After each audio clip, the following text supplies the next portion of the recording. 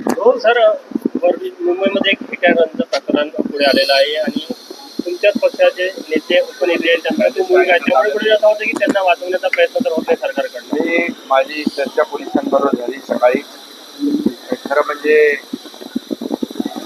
कायद्यासमोर सगळे समान, सरकार समोर देखील सगळ्या घटना एक समानतेने आम्ही पाहतो. त्यामुळे ही घटना जी आहे याला काही वेगळा न्याय लागणार नाही, एक वेगळा नियम नाही.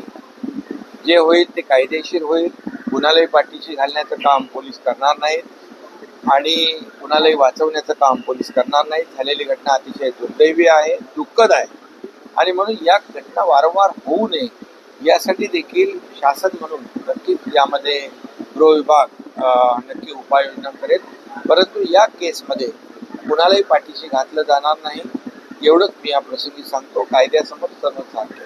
ठाकरे गटाचे नेते पोलीस ठाण्याला पोहोचले, कुठे राजकारण आता त्यांचे काय, आता विरोधी पक्षाकडे काही दुसरं काम नाही.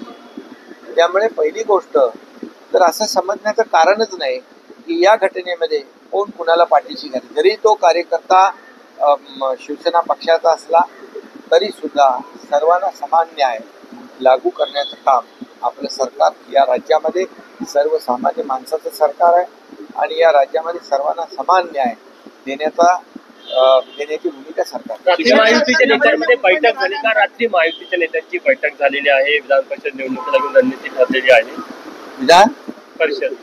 विधान परिषदेच्या निवडणुका 9 जागा आमच्या आहेत. महायुतीच्या आम्ही 9 जागा जिंकणार आहोत.